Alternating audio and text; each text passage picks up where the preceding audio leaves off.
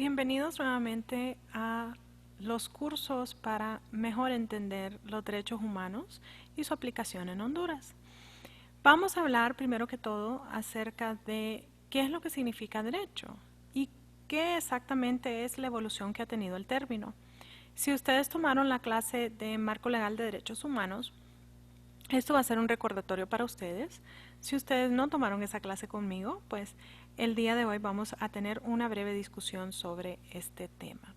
Les comparto entonces las diapositivas para que podamos visualizar el tema que vamos a tratar.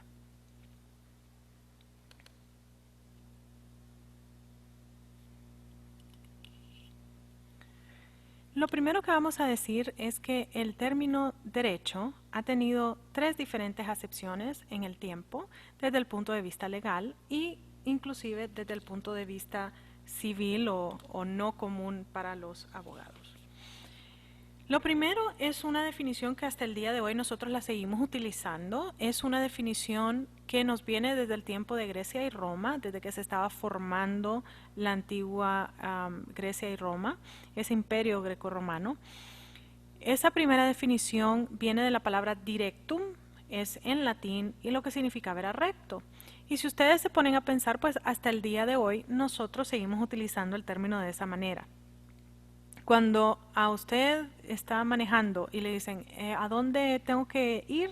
Y le dicen, tenés que ir derecho, pues uno sabe que tiene que seguir recto en la carretera o en la calle.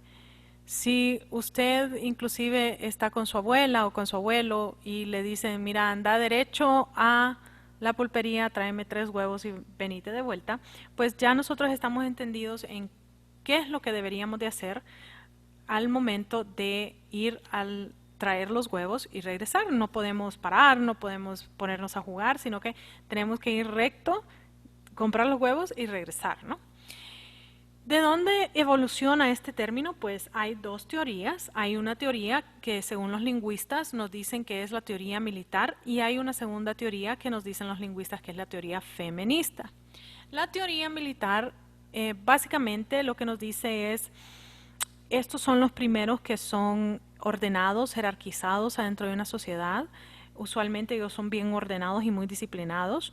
Y entonces recto significaba una dirección, a dónde vamos a ir, a dónde vamos a ir a luchar, a dónde vamos a ir a pelear, a dónde vamos a ir a defender, ¿no? Entonces era un sentido de dirección que hasta el día de hoy lo seguimos utilizando. Luego evoluciona a ser el comportamiento que estos soldados tenían que tener mientras estaban yendo en esa dirección.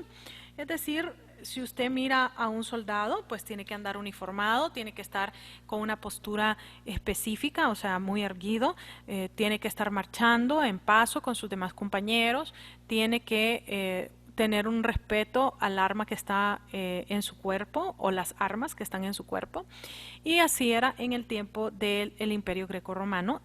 Si ustedes estudian un poco el tema, se darán cuenta que habían inclusive diferentes, aún en ese antiguo tiempo, diferentes divisiones adentro de los militares, ya que algunos podían andar en el mar, o otros podían andar a pie, otros podían andar incluso a carreta o a caballo, ¿no? Entonces dependía mucho de qué es lo que ese militar, ese soldado tenía bajo su control y qué es lo que él debería de hacer con eso.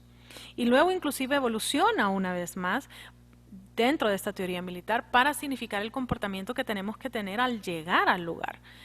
En la antigüedad, cuando usted iba a un nuevo lugar, pues usted iba con la idea de invadir, ¿no? Entonces, como usted iba a invadir, usted llegaba y quemaba todo lo que miraba, mataba a los hombres, especialmente los que podían luchar en contra de usted, ¿no? Los mayores, a los niños los cogía de esclavos y a las mujeres pues las violaba y las tomaba como una esclava, ¿no? Entonces, se dieron cuenta con el tiempo que quizás esto no era una buena idea, sino que era mejor idea convertir a esos hombres en soldados, en aliados, convertir a esas mujeres y a esos hombres en personas que pagaban impuestos y que los soldados pudieran tener sus hijos de una manera legal con esas mujeres que se podían encontrar en el camino o en el destino y poder tener más romanos, ¿no? O sea, eso era una una idea que existe desde ese entonces, que dos cosas que es necesario para un Estado es los impuestos para poder financiarlo y los soldados para poder defenderlo. Entonces esa es la teoría militar. Existe, sin embargo, una teoría feminista. Esta teoría feminista dice de que se trataba acerca de la manera en que costuraba la mujer, que tenía que hacerlo de manera recta. Inclusive la moda de aquel entonces no aceptaba hacer mucho más que costurar pegado dos pedazos de tela o doblar la tela y costurar recto de alguna manera, ¿no? Esta no es una teoría que tiene mucha acepción, pero sí es una teoría que ustedes deberían de conocer. La segunda evolución del término es usualmente la que me dicen a mí mis alumnos de derecho o los que ya son abogados, y usualmente ellos me contestan: conjunto de normas jurídicas obligatorias que regulan el comportamiento dentro de una sociedad. Inclusive hasta lo acortamos los que estudiamos derecho o los que hemos estudiado derecho y solo nos quedamos con conjunto de normas jurídicas y sonríen luego de esa parte, ¿no? Pues esa aceptación, esa acepción del término derecho evolucionó también con Grecia y Roma, obviamente en la posterioridad, cuando ya eran una sociedad mucho más organizada y mucho más formada, evoluciona para significar esto, es decir, que ambas definiciones tienen más de 2000 años de existencia. Luego tenemos una tercera evolución, es una evolución que en derecho es bastante nueva, algo en las ramas del derecho, cuando estudiamos derecho que solo tiene 300, 400 o 500 años de existir, es muy novedoso para nosotros. Entonces, cuando hablamos de esta tercera acepción de la palabra, para nosotros es algo bastante nuevo, es novedoso. Y esta tercera definición evoluciona hace aproximadamente 350 a 400 años, y esta tercera definición nos dice que es un sistema normativo externo coercitivo. Esta es una definición académica, dogmática, es decir, que es algo que los que somos verdaderos estudiosos, juristas, jurisconsultos, de manera muy especial los jueces deberían de saber esta definición. Deberíamos de utilizarla de una manera más responsable, ¿no? Esta es una manera más académica de hablar. Sistema normativo externo coercitivo. Es decir, que se compone esta definición de 4 palabras únicamente. ¿Qué significan estas 4 palabras? Pues estas 4 palabras lo que significan es sistema, conjunto de elementos.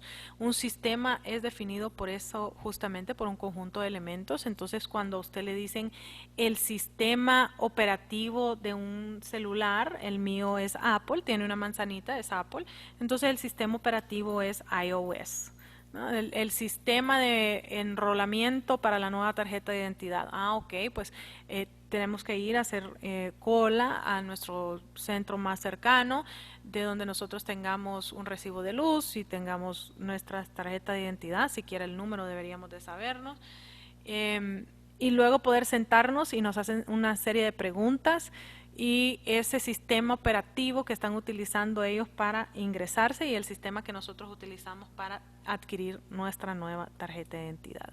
Es decir, es un conjunto de elementos, eso es un sistema. Lo segundo es normativo, y cuando hablamos de lo normativo estamos hablando de normas, reglas, pautas, principios, leyes, reglamentos, códigos, todo lo que tenga que ver con reglas que nosotros tenemos que seguir, con principios y normas que nosotros tenemos que seguir. Preguntas que usualmente nos hacemos al leer esto de lo normativo es: ¿qué es un código? ¿Qué es una constitución? ¿Y qué es un tratado? Código viene de la palabra códex, que lo que significa es agrupación de leyes. Eso es lo que significa.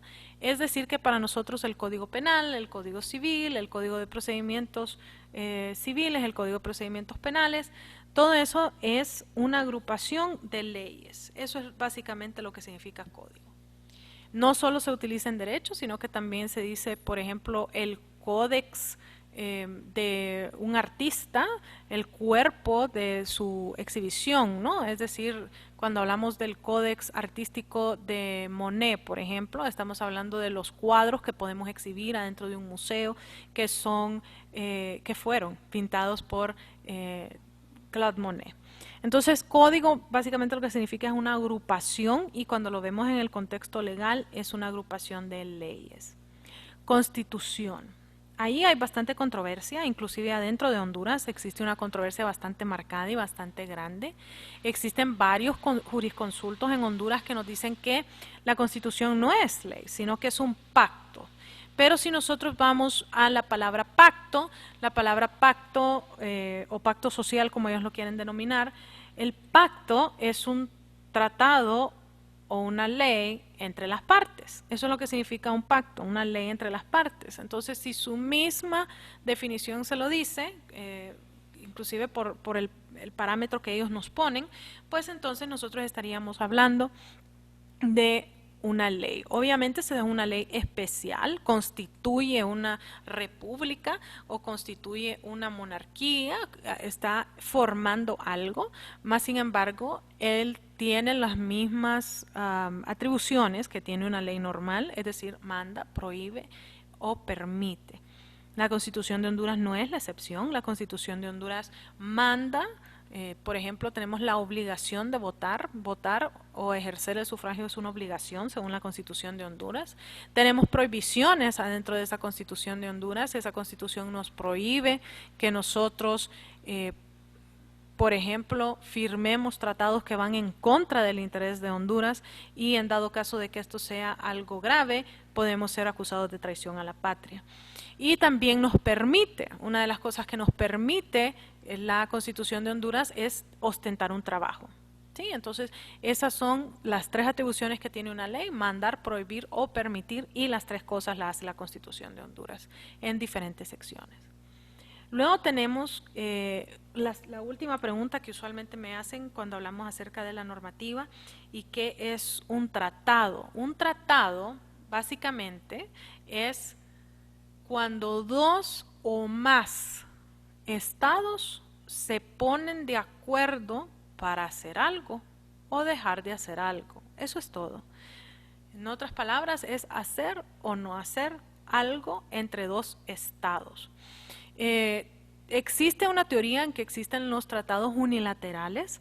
Es mi deber informarles esa parte. Es muy interesante esa teoría. Usualmente es muy utilizada en los estados que son federales, como por ejemplo Estados Unidos de América o los Estados Unidos de México, en donde ellos dicen no solo es entre los estados que tenemos adentro de Estados Unidos, sino que inclusive entre las naciones que tenemos adentro de nuestros estados, que se pueden hacer diferentes tratados.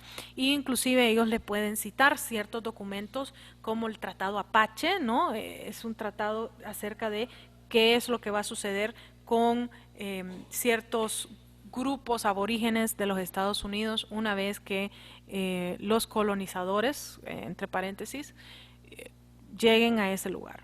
Entonces, existen muchos tratados dentro de las federaciones usualmente que se pueden dar dentro de las naciones o dentro de los estados que son parte de la federación.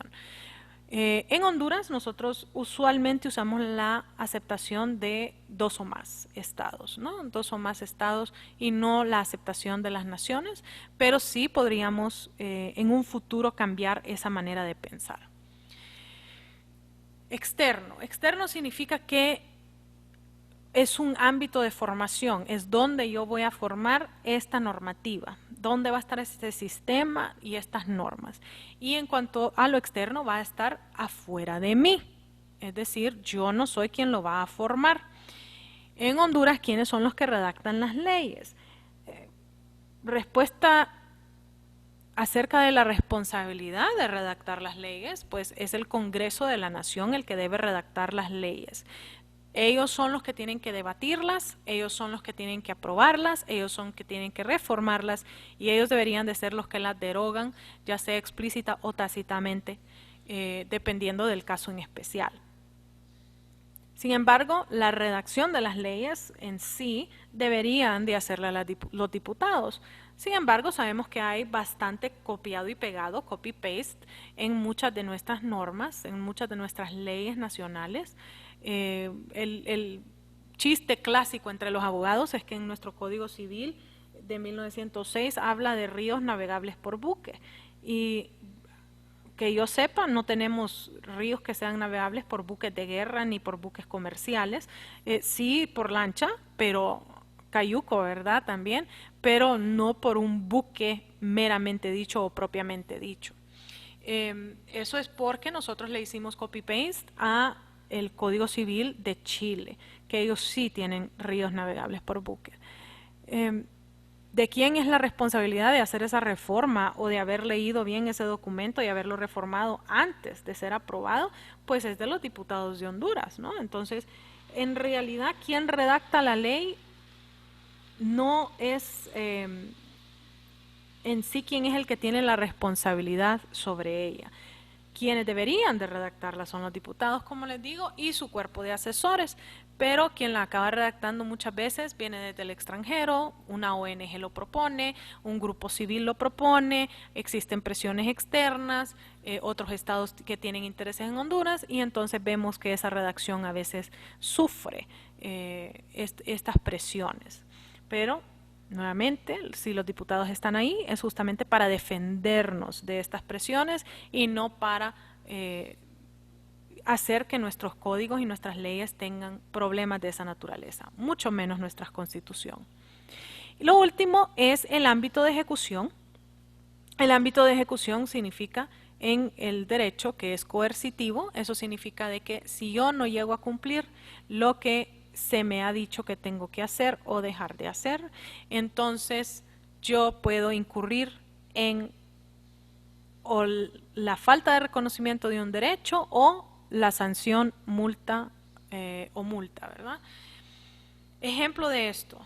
En las cuestiones penales es muy fácil, pues si yo llego a matar a alguien va a haber una investigación y entonces si yo lo hice de una manera maliciosa, voy a ir presa. Si yo lo hice por defensa propia dentro de mi propio hogar, especialmente en la noche, ¿verdad? Y siendo la persona con intenciones nocivas, pues no voy a tener ulteriores consecuencias. Entonces ya la ley me dice, ¿verdad? Y si yo hago algo de cierta manera, va a haber este resultado.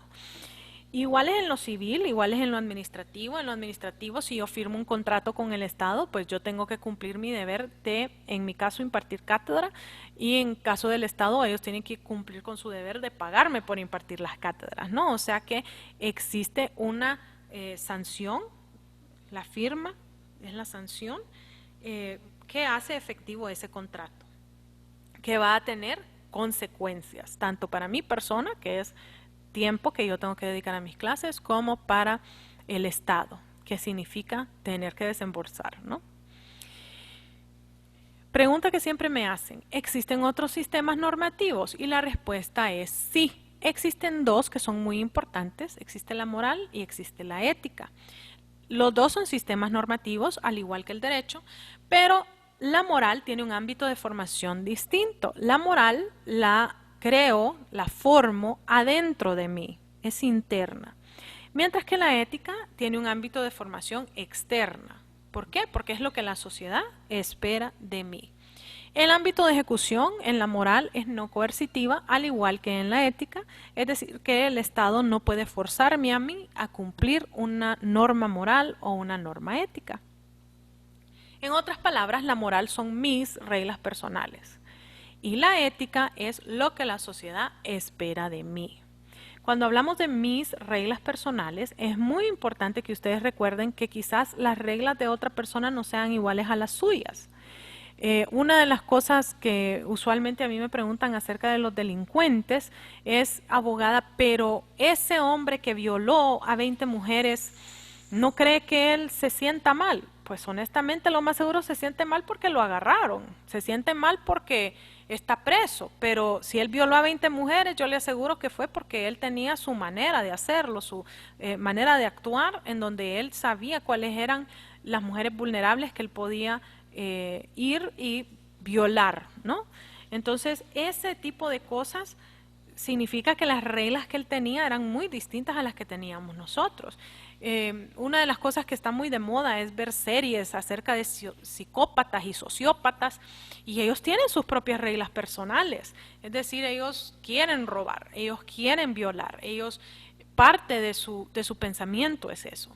Algo que no es tan drástico, pero sí es igual de nocivo, es todo lo que tiene que ver con la corrupción. Los que hemos trabajado para el Estado sabemos que en más de una ocasión nos presionan para aceptar dávidas y aceptar mordidas y aceptar todo tipo de cuestiones innecesarias y realmente podridas, ¿no? En mi caso, yo trabajé en la Corte Suprema de Justicia, primero en el Juzgado de Familia y luego en la Corte Suprema, meramente hablando, dentro de la Sala de lo Constitucional. Y ahí, tanto a mi persona como a mis compañeros nos ofrecían dinero, ya sea para retrasar un caso, o para que fallaran más rápido, o para que fuéramos y le dijéramos al juez que estaba resolviendo o al magistrado que estaba resolviendo o haciendo el proyecto que dictara de cierta manera. Entonces, esas cosas depende de su regla personal. Mi regla personal era que yo no lo aceptaba. Tenía fama por no aceptarlo, inclusive por enojarme al sentir que alguien siquiera quería medio decirme que me iban a ofrecer algo. Me enojaba porque yo decía, es que ¿dónde queda mi habilidad de poder dormir hoy en la noche? ¿Dónde queda todos los años que he dedicado? Imagínense, en aquel entonces yo decía todos los años, ahora imagínense cómo diré ahora, ¿verdad? Todos esos años que yo he dedicado para hacerme una profesional, ¿dónde van a quedar? No, mi regla personal era decir no, y un tajante no. Pero yo tenía compañeros que a mí me decían que yo era tonta, que yo era bruta, que yo por lo menos tenía que salir de la corte con un BM, que cómo es posible, etcétera, etcétera. Entonces mis reglas personales y las reglas personales de esa persona no eran iguales. Para ellos sus reglas personales, yo tengo que aprovechar toda oportunidad que me salga, sea o no sea legal. Y para mí la regla personal era decir que no iba a aceptar esa manera de actuar corrupta. Entonces, muy diferentes las reglas personales de cada quien. Si yo hubiera aceptado una de esas mordidas o dávidas y no se hubiera dado cuenta nadie más que yo, pues lo más seguro yo no podría dormir tranquilamente en la noche. Yo estaría pensando en todas las consecuencias que pudieron suceder por haber yo decidido aceptar eso. Igualmente, si usted es una persona que piensa que solo la gente bruta es la que no acepta y usted no aceptó, lo más seguro va a estar viendo todo lo que usted pudo haber comprado o ahorrado con ese dinero que le iban a dar. Entonces, las consecuencias no es como que alguien me va a hacer algo por no haber seguido eso, ¿no? Y luego tenemos la ética, y en la ética es externa porque no la creo yo.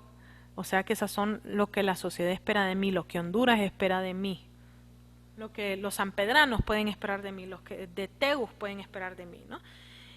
Cambia de lugar a lugar, cambia lo que ellos esperan de uno, inclusive cambia si usted es un profesional o si solo es un niño, cambia lo que la sociedad espera de usted. Y si usted no llega a cumplirlo, pues nada va a pasar. Ejemplo, pues en mi caso, a mí no me gusta andar de falda, yo siempre ando de pantalón. Es raro que yo use falda o vestido. Y cuando a mí me han visto de falda, creo que quizás 2 veces desde que regresé a Honduras se han dado de falda y una de ellas fue para mi boda. Eh, Usualmente la gente más bien se alegra y me dice qué bonita que te ves, pero si yo no ando falda, si ando con pantalón, no hay mayor problema. O sea, la gente no me dice nada, más bien a veces hasta me dicen qué bonito te talla el pantalón, porque yo ya sé qué pantalones comprar que van con mi cuerpo. Entonces, esas cosas es lo que la sociedad espera de mí, pero no necesariamente yo tengo que cumplir. ¿Por qué es importante que ustedes sepan que existen estos 3 sistemas normativos? Es importante porque estos 3 tienen una íntima relación. Tanto los diputados, que son los que crean las leyes, como los jueces, que son los que las aplican, como nosotros, que somos los que tenemos que seguirlas, somos seres humanos. Y como seres humanos tenemos nuestras propias reglas y tenemos nuestra propia ética. Vivimos en Tegucigalpa o en San Pedro o en Ceiba o en Islas. Y cada una de esas sociedades nos exige cosas diferentes. Inclusive cada uno de nosotros tiene reglas diferentes que puede o no puede seguir. Y si nosotros llegamos a ser diputados, que somos los que creamos las leyes, eso nos va a seguir. Si yo soy del interior del país, si yo entiendo los problemas de la agricultura porque los he vivido y mi propia la propia gente que votó por mí me exige que yo haga algo por la agricultura, pues lo más seguro yo voy a hacer algo por la agricultura, ¿no? Pero si yo soy de Tegucigalpa, no sé, en mi caso yo hasta maté un bambú, ¿verdad? O sea, es increíble, pero yo maté un bambú. Entonces, ¿yo qué voy a saber acerca de la agricultura? Yo sí le puedo hablar, habiendo sido residente de Tegucigalpa por casi toda mi vida, que nosotros tenemos problemas de agua, que tenemos problemas de deforestación, que tenemos problema vial, que tenemos muchos problemas que tenemos que resolver, que no tienen nada que ver con la agricultura. Entonces, yo pudiera luchar por esas diferentes cosas. Entonces los diputados al llegar a ese curul, pues ellos van a tener sus propias ideas, van a tener sus propias reglas y van a tener su propia gente que lo está presionando por hacer o no hacer algo. Y así mismo es como ellos van a redactar las leyes, según sus intereses y los intereses de quien ha votado por ellos. Pero además de eso, una vez que ya está creada la ley, esos jueces tienen su propia vida. Esos jueces tienen sus propias presiones. Esos jueces tienen sus propias ideas de qué es bueno y qué no es bueno. No es lo mismo un juez de familia que tiene un amante y tiene hijos de por fuera, que le llegue una demanda de alimentos de parte de la amante a un juez que sea increíblemente fiel a su esposa, que nunca haya tenido un amante y que solo tenga hijos adentro de la familia. No van a pensar igual, no van a juzgar de la misma manera. Entonces, ellos tampoco van a ser robots que van a tener una respuesta igual siempre, ¿no? No es esa la razón por la cual nosotros los ponemos ahí, si no pondríamos a máquinas, pondríamos a computadoras. Y últimamente, pues nosotros los que seguimos las leyes, nosotros tenemos nuestras propias reglas, nosotros vivimos en una sociedad que espera cosas de nosotros. En mi caso, de manera muy específica, yo tengo esquelas que me ha hecho tránsito, porque mi regla personal es que yo tengo que manejar a la ofensiva, no a la defensiva. Porque yo crecí en un tiempo en donde en Honduras secuestraban mucho a las personas alrededor mío. O sea, me hacen falta dedos en la mano para decirles cuántas personas conocidas mías fueron secuestradas en esos tiempos. Entonces, cuando a mí me enseñaron a manejar a la ofensiva. Mi carro es un arma. Esa era la regla número 1 en mis clases de manejo. Obviamente eso significa que yo sé manejar a altas velocidades. Los 2 choques que he tenido justamente en Honduras han sido en un alto, porque una persona arrancó su carro, yo arranqué atrás de él, hizo un paro brusco, las 2 veces por motocicleta justamente, y yo choqué en contra de esa persona, ¿sí? Entonces, esas son, imagínense, nunca he chocado andando a alta velocidad porque sé manejar a alta velocidad. Más bien para mí los altos son de alto peligro, ¿sí? Para mí los altos es un no, es de estar alerta, es que tengo que moverme ya, irme ya. Y ese entrenamiento justamente que yo tengo para manejar es parte de mis reglas personales, es lo que yo espero, es lo que yo espero de mi persona y es justamente lo que ha llevado a esos 2 accidentes automovilísticos y justamente lo que me ha llevado a tener, si no me equivoco, ya son 3 esquelas desde que tengo 18 años aquí en Honduras, porque inclusive aprendí a manejar en millas. Entonces para mí manejar a 90 millas es normal, ¿no? Manejar a 90 kilómetros para mí es como estoy un poquito despacio, eso son 45 millas.